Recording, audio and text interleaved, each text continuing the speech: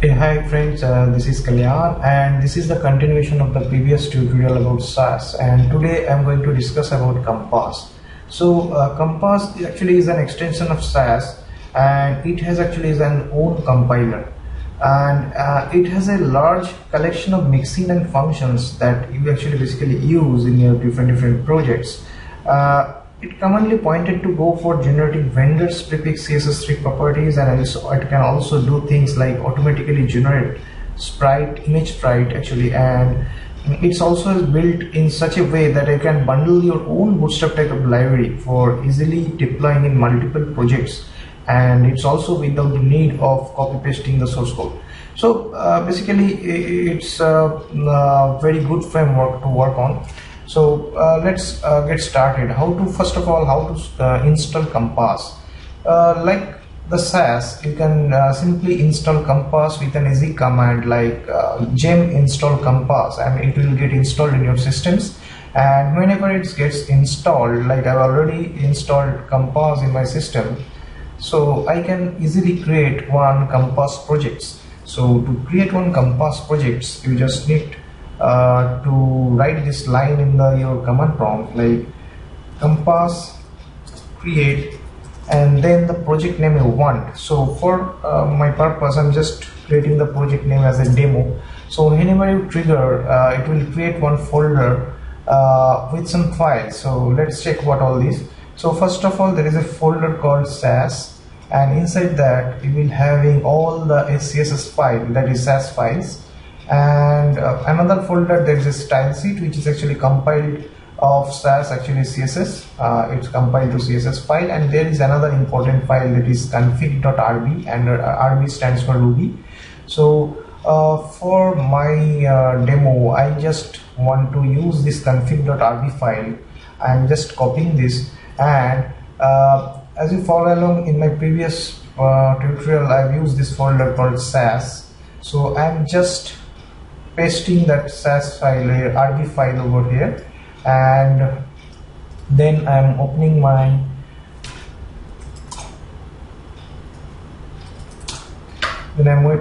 IDE.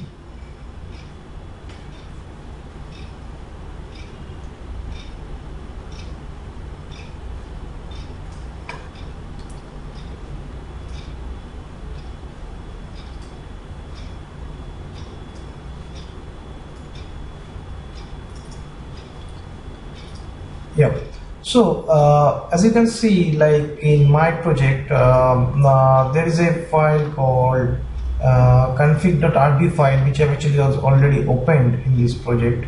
So what it stands for? It actually stands for just to make settings. So you can see there is a settings called HTTP path that is actually already set up as a root of your folder, and another settings called CSS directory path. And right now actually it's looking for style sets folder. So right now actually I don't have any folder over here already. So what I can do, I just create a folder, and I'm giving a name of styles. So I'm just changing the name over here as styles, and then I need another folder where actually my Sass file will reside. So I'm creating another folder and giving a name of Sass, and it's also need an image directory. So right now let's just keep it as a like this. So right now I'm not creating the images in JavaScript folder for now. So in my previous tutorial, we have created 3 Sass files. So there is a mixins and variables and the main style.css file. So I'm just deleting the style.css because when I will trigger the compiler again, it will automatically get generated. So for now I'm just deleting that file, and in the Sass folder I'm transferring these 3 files. Yep. So we are all set.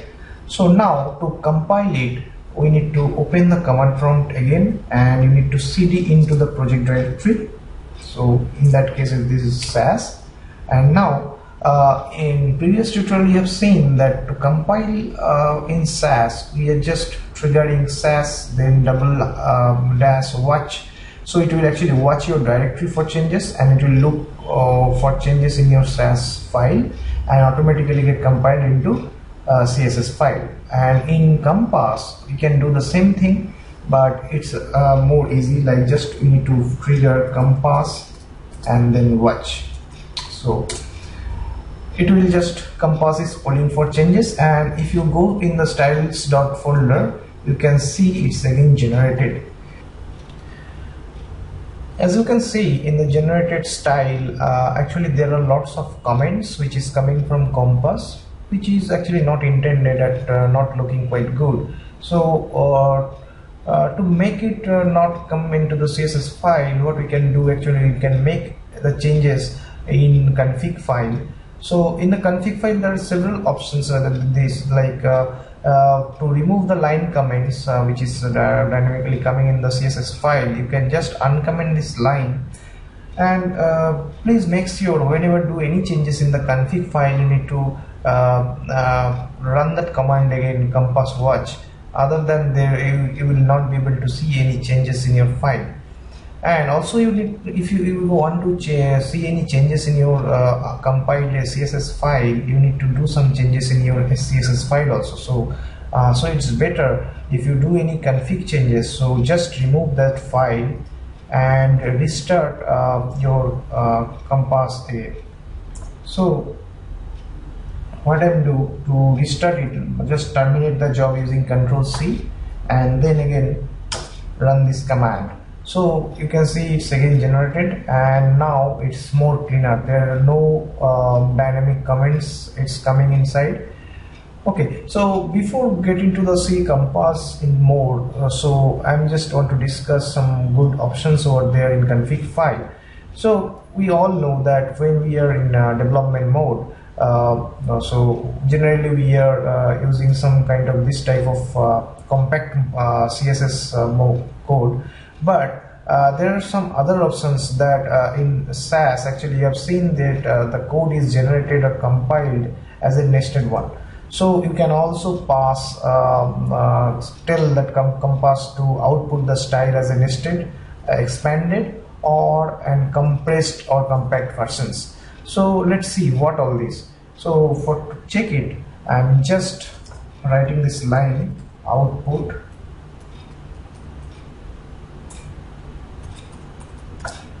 style and make it nested. Save it, and if you remember, like we need to restart that command again, rerun the command again.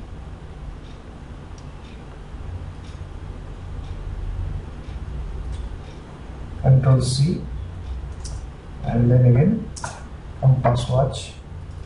So now you can see your output CSS style is now nested.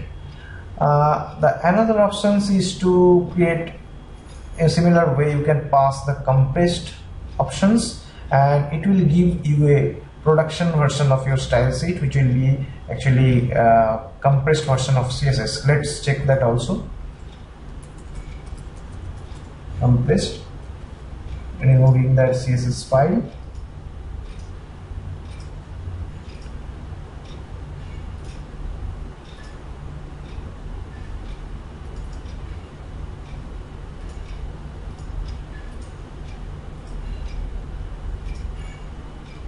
Stopping it and again start.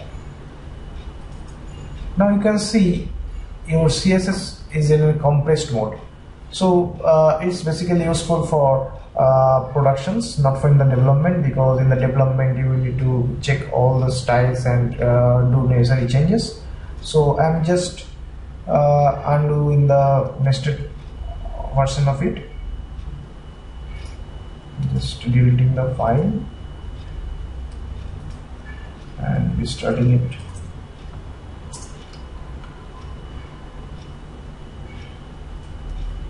Okay. Yeah, now it's in nested mode. So to understand what is actually config file, now let's move into the main compass to check what is all can access from compass. So let's open our style.css file again, and we have already added its import. So if you open the compass site, there is actually reference how to use compass in your projects. So there are several options, like if you want to CSS3 things, CSS3 mixin and build. So you need to just import this line, import compass CSS3, and as we have already added that import compass, that means you have already added all the compass options available. But you can also choose between the whole library over there, or you want to choose some particular part of the compass. So let's just try one thing. Say start from border radius. So in the previous tutorial, what we have done to make a border radius, we have created one mixins. And this mixin is giving a border radius, and we are passing 5 pixel default radius, and you can also pass your custom radius value over there, and it will give you a rounded corners. And you are adding that mixins using include. So in compass, it's actually already built in for you. If, like, say you need a simple border radius, so you can just pass this parameter include border radius, and you can pass 2 parameters, 4 parameters or something. So just use this copy and say I'm not using my mixins over here, rather than I'm using compass created mixins include border radius. So when you save it in CSS file, you can see all the vendor prefix automatically get applied in your page. So it's actually cross browsers like WebKit for mouse, and also the general border radius things. So this is where the power of compass. So the built-in mixins, actually you don't need to write the vendor prefix one by one, and it's automatically created for you. So you just need to copy and pass all these parameters, whatever border radius you need. Okay, and then some other things also were there, like you can see you can use background size, box shadows, all the CSS options is available over here. Transform, transitions, and all these things over here actually. So you just need to go through all the options, and you will get examples as well as how to use that mixins particular. Okay, I want to show you one great features of compass, like creating images sprites on the fly. So have you ever tried creating lots of icons as an image sprite? Designers given you a PSD file, and there you have found lots of icons over there, and you need to create icon sprite from that, and it's really a tough job for the developers. So compass is all in the rescue. So to use the compass sprite image creator, so what you can do, you can just check over here. So it's showing, say you need to just use these 2 things, and it will give you image sprite. So just I'm giving you a brief about that. Say I have already 4 images with me, all are 32 by 32 pixels icons, and I want to convert it as an image sprite, and also I want to be the style also generated with the background positions in it. So what I'll do, I will just copying these 4 icons, and in my project folder I'm creating one folder called images, and inside that images I'm creating another folder called icons, and I'm pasting 4 files over there. Now I'm opening my IDE again, and here what we can do, just copying this to line, pasting it over here. So this is actually your folder name inside the images directory. So in my case, the folder name is icons,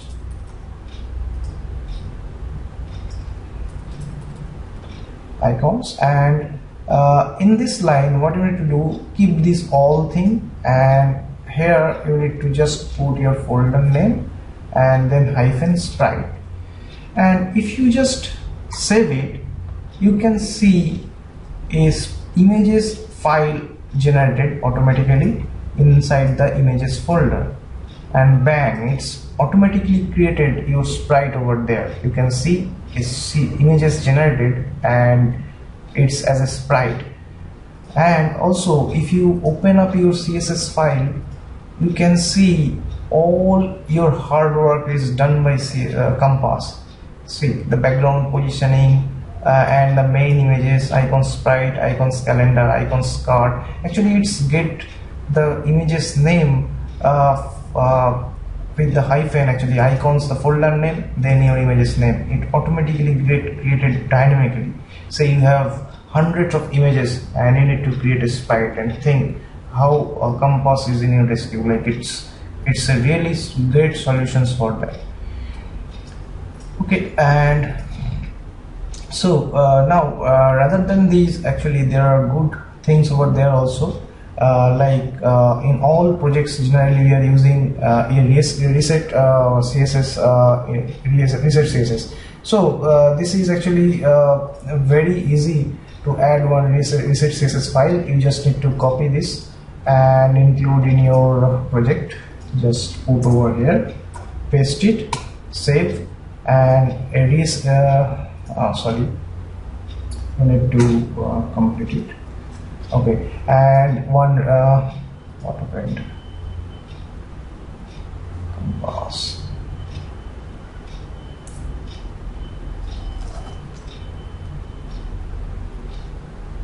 Need to put it in the after images. Yeah. So you can see like CSS reset CSS is applied over in here, from here to here. This is your CSS, reset CSS file. So it's a really good part of using Compass, and also it is having great support of actually Blueprint CSS framework. You can easily create your own styles. It will give you liquid grid, and you can use different fancy styles. And in the reference you can see, rather than only using CSS3, there are lots of things: helpers, adjust lightness, adjust saturations. You can use a default variable for your color, and then you can pass this method, use this helper method to create changes in your color dynamically. And typography is also there, and there are some good utilities over there. So I hope this is very useful for you, and it will be great to have using the Compass and Sass in your future projects. Thanks a lot.